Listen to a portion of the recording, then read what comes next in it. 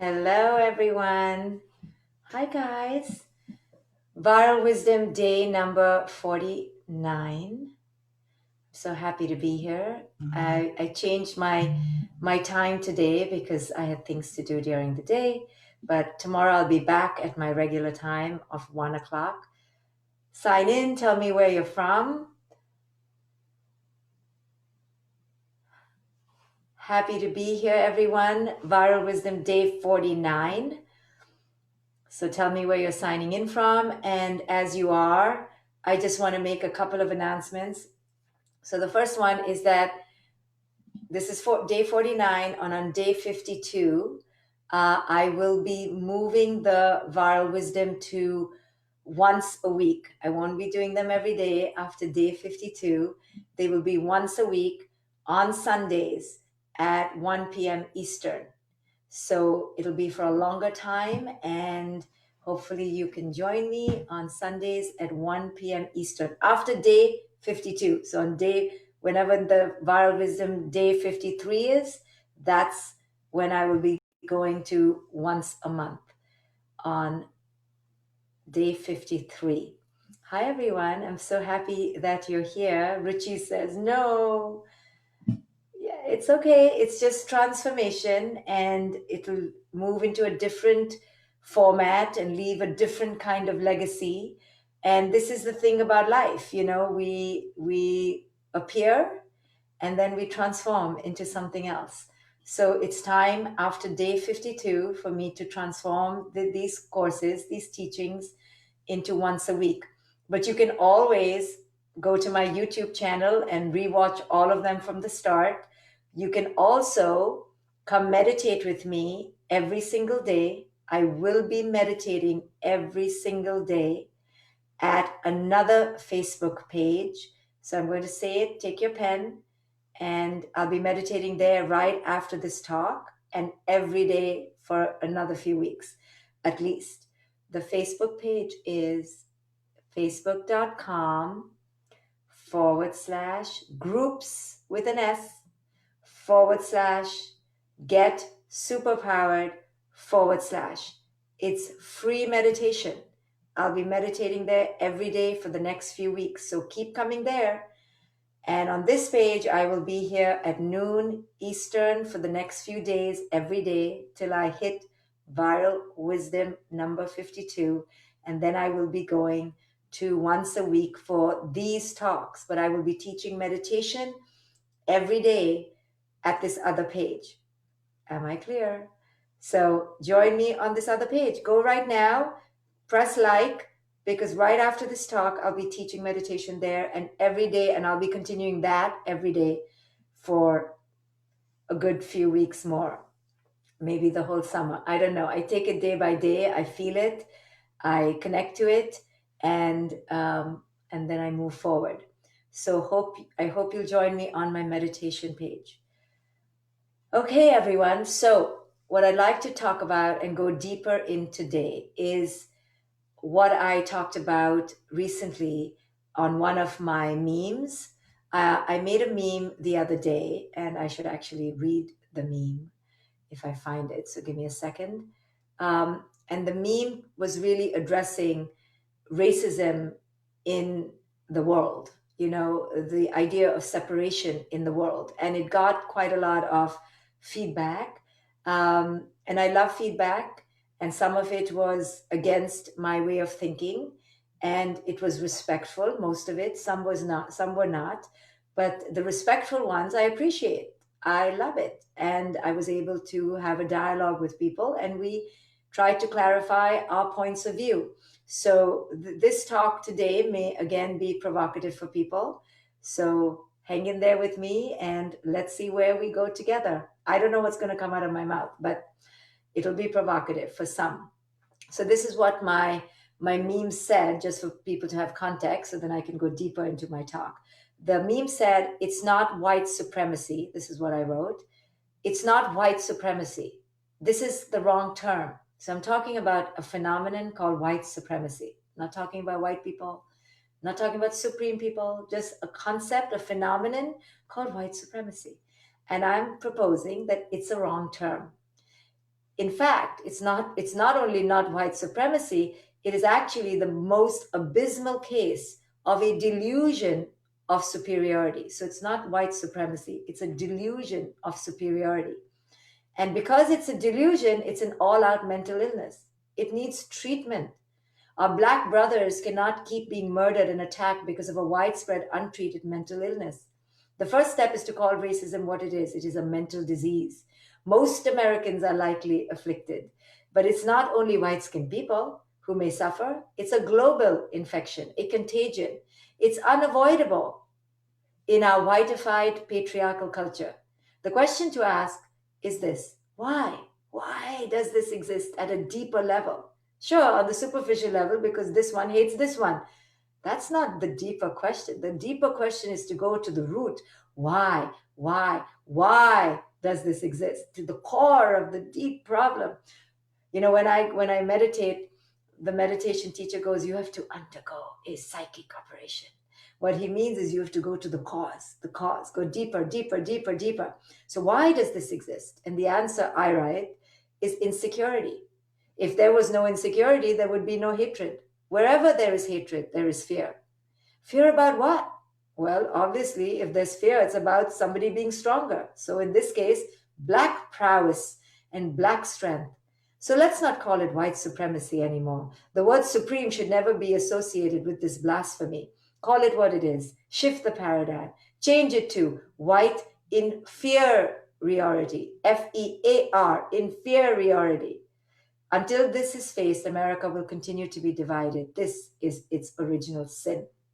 So, the reason that people push back, and I really appreciate pushback because it teaches me something. I don't know everything. I want pushback respectfully, and I can learn and grow. If you push me back on my page disrespectfully, delete. But most people push back beautifully, and then I respond beautifully because my heart is open. I don't know everything. I want to learn. Teach me. So the pushback was that people felt that I was excusing racism as a mental illness, and in the court of law, they could get away with the plea of insanity. So I want to clarify. Mental illness are in two categories. I'm a therapist. This is how I look at mental illness. Now, if you're a therapist and you look at mental illness differently, kudos. This is just how I've always framed mental illness. There are two camps. One camp is congenital, genetic, organic, neurological, neuronal. It's connected to your chemicals. It's kind of wired. You kind of can't help it. It is what it is. And for that, we have medication, we have treatment, we have a separate kind of lens to treat that. 100% that exists. But then there is a whole lot of mental illness that is illness brought about by defilements in the mind. What are defilements? Defilements are beliefs that we have, beliefs that are actually completely delusional, beliefs that we have been taught to believe that are false. And because they are false, it infects the mind. And the mind becomes diseased. Beautiful women thinking they're ugly. Smart, glorious children thinking they're stupid. Beautiful races of people thinking they're inferior. Races of people thinking they're superior. All untrue. These are mental defilements that come from deep conditioning. You have been conditioned, I have been conditioned in different ways. And because of these deep rooted conditionings, we truly believe things that are not true. And we will go to war on them, and we will fight on them, and we will divorce on them, and we will take our partners to bankruptcy court because of them. We will disown children because of them, because of belief systems. The Buddha talked about emancipation, liberation being the extinction of false beliefs. Beliefs in their nature, because you're believing in their nature, are a little bit false anyway. But false beliefs, definitely false. The fact that you have to believe something means that they're not really grounded in reality. They are a belief. When I go to India, which I love, India, I love my country, my country. Uh, my mother will always take me to different homes and always tell me, Shefa, don't say anything. In this house, they believe in this God. Okay, no problem, mom. And they're fasting today. Okay, mom, no problem. Then she'd take me to another family relative that we're visiting, and she's like, Shifa, don't say anything. In this house, they believe in this. I'm like, okay, mom, I'm not. She's like, don't say anything. I'm like, I won't. And then she'd take me to another house, and this house, they believe in this. Completely different than the other two houses. I'm like, I got it, mom. I understand. Pick your belief. Pick it like a rose in the garden. Smell it and love it. However, understand it's a belief. And because it's a belief, it's a belief. And it could be up for a debate. And the trick here, the trap here, the trap comes when you think your belief system is the one, is right. When you and your belief system are one, you cannot even separate. Try telling somebody who's racist, uh, it's a racist belief system. It's a belief system. It's not right. They're like, huh? I'm not racist. What are you talking about? Because the belief system is the skin you wear. It's the air you breathe since you're young. It's the blood in your body. I'm a therapist. I work on breaking down deeply conditioned belief system. This is my work. And let me tell you, I pay homage to the power of conditioning. There is nobody, I mean, my whole work, if you read the book, The Conscious Parent, it's all on the power of conditioning. And how did I come to it? Because I saw my putrid, I'm willing to call my belief systems putrid. I don't know whether you want to be that judgmental, but I am judgmental about my belief systems. My putrid belief systems about my child, that she needed to be like me. Until the age of 3, I think I tortured her. She's in the next room, so I don't want to own too much. But I think I tortured her because she was not like me. And I woke up when she was 3 because I was not happy with her. And I was like, I'm supposed to totally be unconditionally loving. And I was like, I'm not, because she's not like me. And I saw her face one day look at me with defeat. Like, somehow I felt that she was saying, I don't know what she was saying, but I felt that she was saying, Mom, I'm not you. And something happened when she was 3 and I woke up. That was my wake up call. And I realized, what have I done here? Where has this come from? And it came from putrescence in my mind, from my ego, from my conditioning that told me my child is mine. My child better be like me. I can control this kid. And I realized in that moment I had swallowed, ingested, and was infected by a false belief system. And I was torturing my child, and I was creating disconnection, and I was becoming a person that I was not meant to be. And I created separation between my child and me, and I was hierarchical, and I was pointing a finger, and I was judgmental. I'm happy to say it.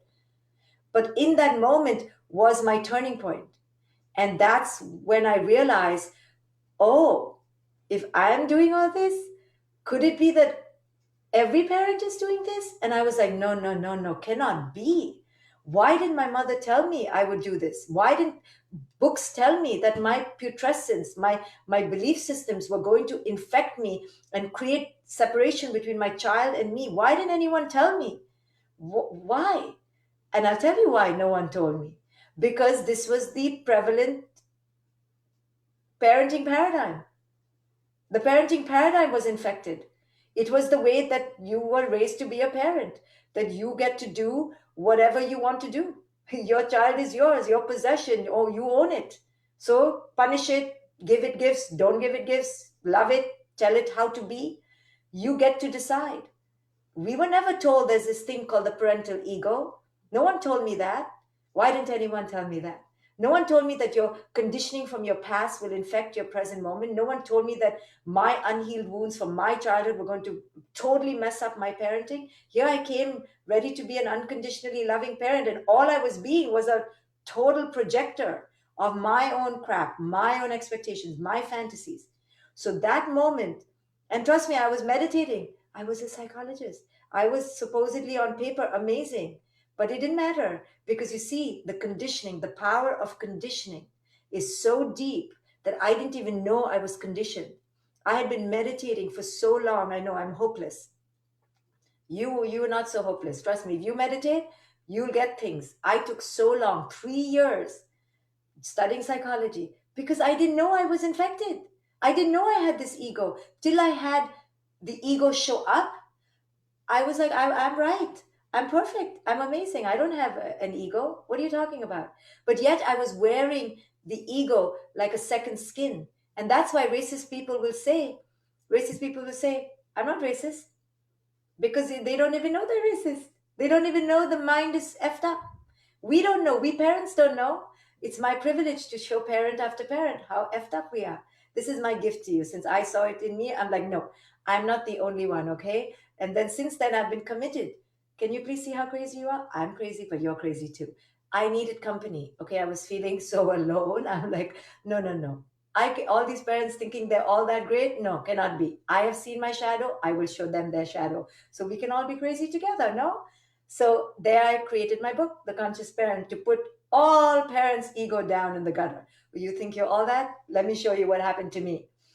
But no, no, seriously. So I have seen conditioning in my own body. I've seen how I wear it, I smell it, and I don't even know I'm stinking of it.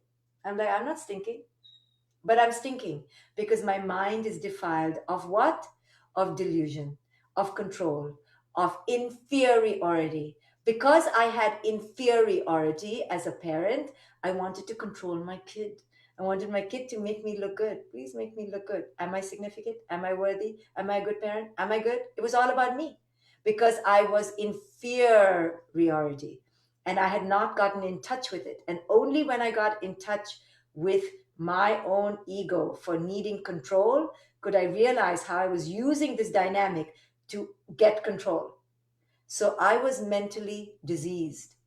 I was under the influence. I was completely asleep. I was intoxicated. I was temporarily insane for 3 years.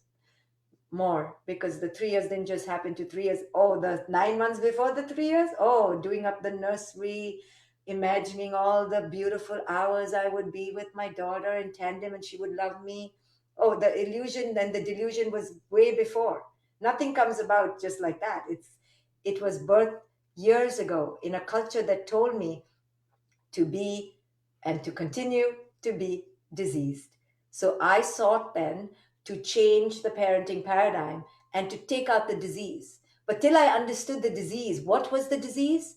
The disease in my mind was the fact that I had this thing called parental ego, which wanted me to be superior because actually I was bloody, completely inferior, in fear, all fear. Today, even today, my daughter's 17. Most of the things that come out of my mouth, thank goodness she doesn't pay attention to me anymore. All in fear. Fear, fear, fear, fear, fear. And when we're in fear, we can disguise it as parents as, oh, because I love you, I only love you, because I love you. But our kids know. Our kids know. They're like, no, you don't love me. This is all you. And it is all me. So, how to change? Turn the mirror inside. What is my disease? Where is this coming from? Why am I filled with this fear that makes me want to control? Okay, so this is what I mean by mental disease. Yes, we are all diseased. I'm not exonerating. Trust me, I am not exonerating. I do not exonerate white supremacists. I do not exonerate racists. Trust me. I am pro the culpability being highlighted, but we have to understand what are we talking, what in the culpable person is the culpable cause. It's who cares about the person? I care about the sickness. And until we root out the sickness in society, but yes, in the racist mind, we will continue to be afflicted. You know, I give this example, it's in one of my talks on my website, uh, at Agape, where I talk about how I watched a documentary of the terrorists who blew up a hotel in Mumbai. You know, the terrorists, there was a huge spate of terrorist attacks, I think 2000, I don't know, 8, 12, I don't know, somewhere there. And it blew up Mumbai, just blew up where I grew up, yes. And I had been to that hotel, I knew that area, and Bombay was in terror. And I was so protective of Bombay and Mumbai that I had antipathy towards these terrorists, you know.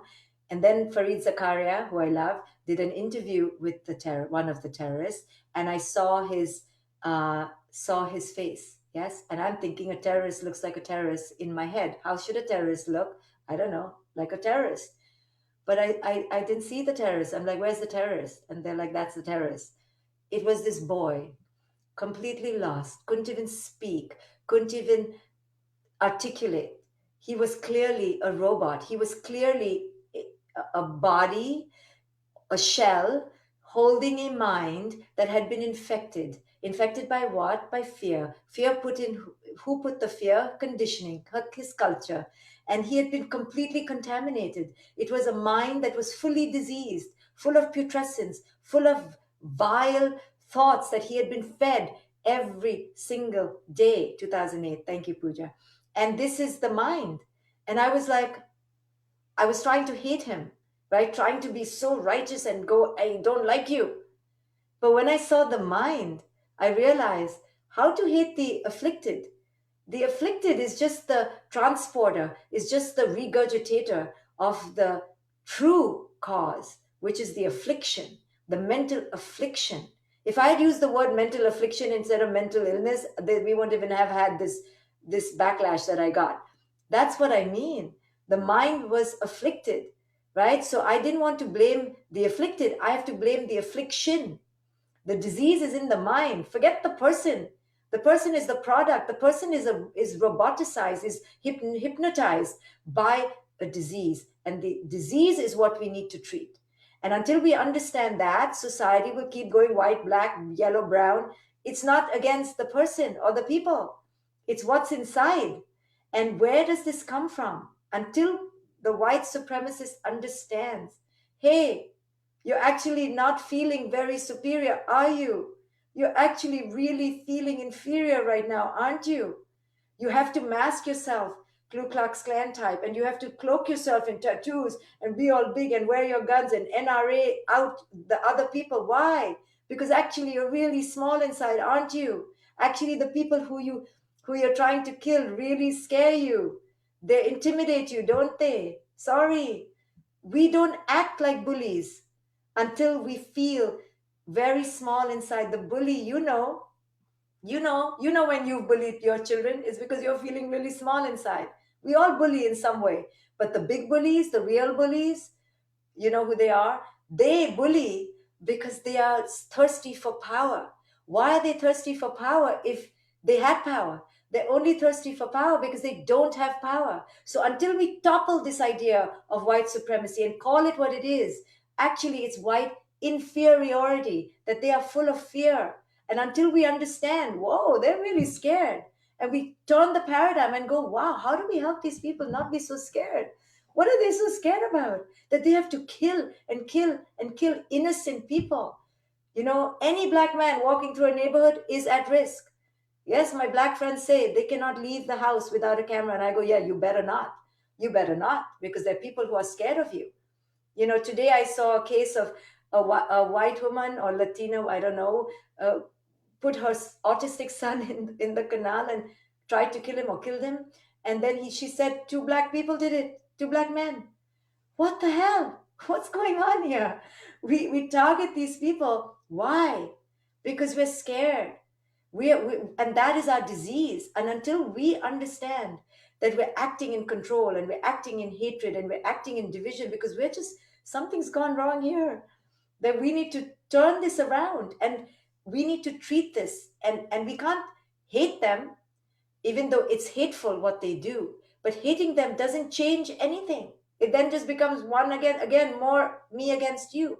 What we need to do is understand their deep inferiority. They are in panic. These people are panicked. They need to kill these other people. We are a threat. I'm a person of color. I feel it. I'm like, why, whoa, whoa, whoa, why are people so threatened by me? I've not said anything, but I understand. I understand that I say provocative things and that threatens people's status quo, and that's why people are scared of me. And I'm like, they can just disagree with me. Why do they want to backlash and destroy what I'm saying? They could just say, I don't agree and move on. But I know why I piss people off. It's because I'm poking their sense of security. I'm poking their belief systems, you see. And when the people's belief systems get poked, people don't like it because people are attached to their belief system. And if you have a belief system, for example, that this nation is a white nation, then anybody who comes to attack that belief system is going to be annihilated or attempted to be annihilated. So the fault is this delusion that it needs to be a white nation. So we need to understand that this is what they're infected. And if they're infected with this, we need to treat that infection. That the reason they want it to be white is because they feel the others will annihilate them. So they want to annihilate us.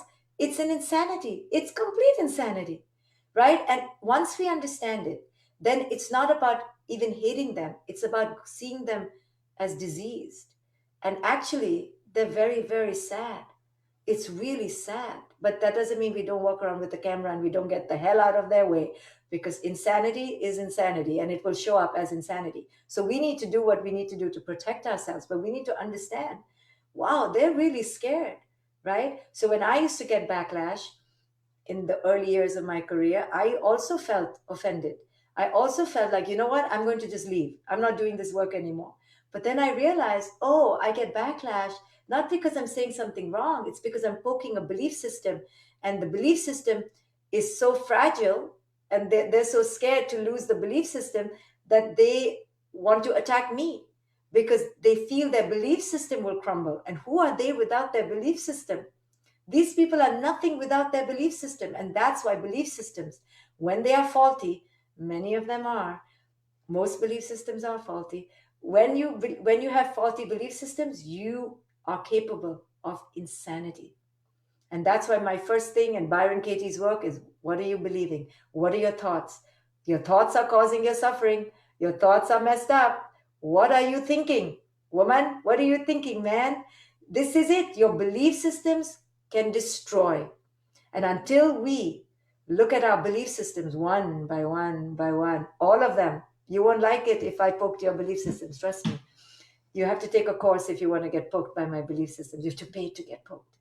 Um, and I've seen the wrath of people when their belief systems are poked. They cannot take it. People can't take it. So white supremacy is a belief system, and it's a delusional belief system. It's a totally twisted, insane belief system, and we need to help these people. They are really sad and desperate and tragic. How do we help them?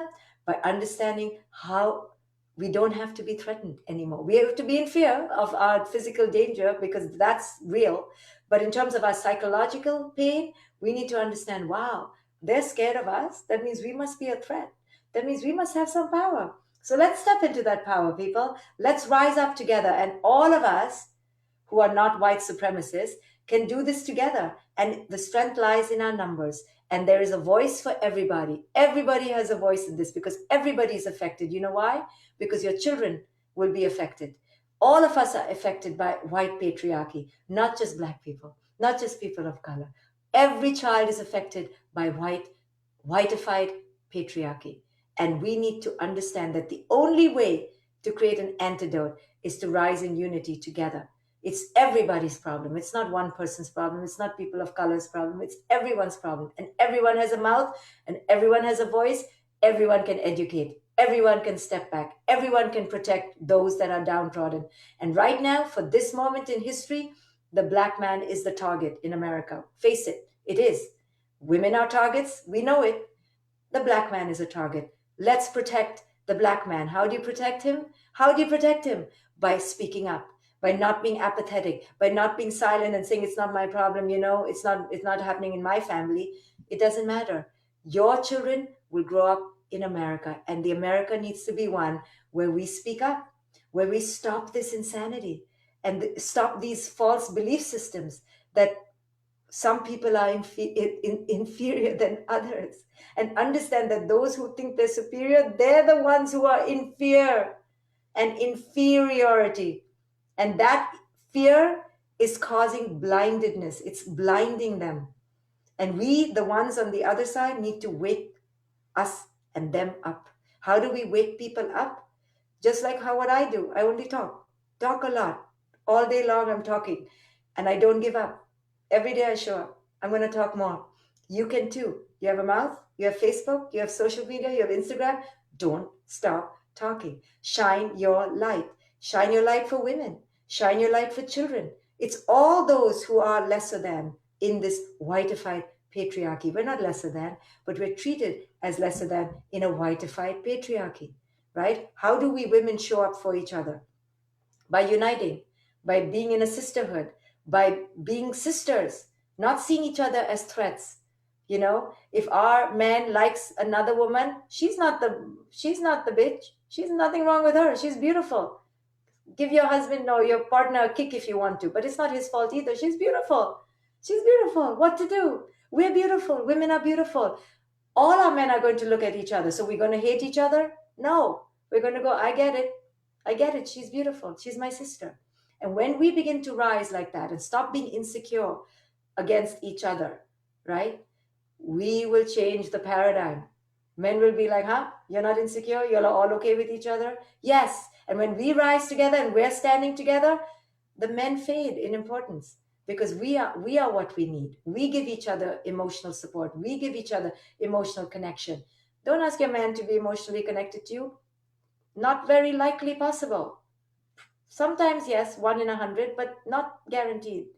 We women, we can give it to each other, right? Similarly, we do this for all those downtrodden, all those who can't speak for themselves, and we stand up for each other, right? That's how we create the antidote to the injustice, to the mental insanity that is occurring in this culture, in other cultures. This is how we change it, when we understand that the belief system is completely deluded, deluded, deluded, deluded, infected, infected.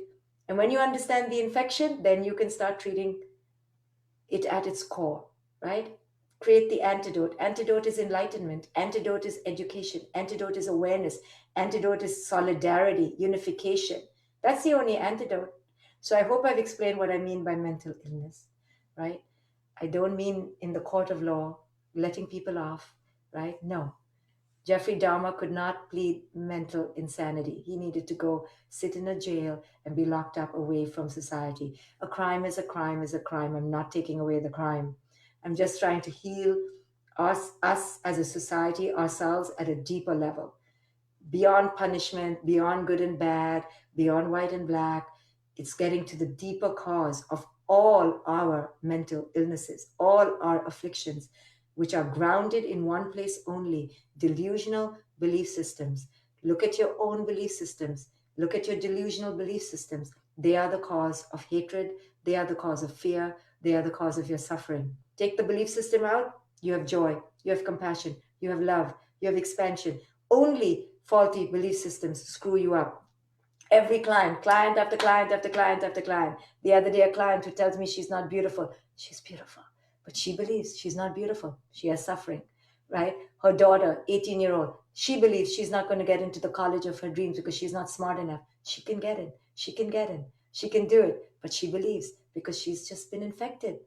In the micro to the macro, delusional belief systems are the cause of suffering. Take Trump. I just have to end here, just to, in case you didn't get the connection. Trump is the emblem of delusional belief systems at the macro, at the highlight, at the exaggerated. Need I say any more? We shall end on that note. If you want to join me for meditation, I'm going to meditate right now, like right now. And the group is facebook.com/groups get super powered /. Come join me. Let's meditate.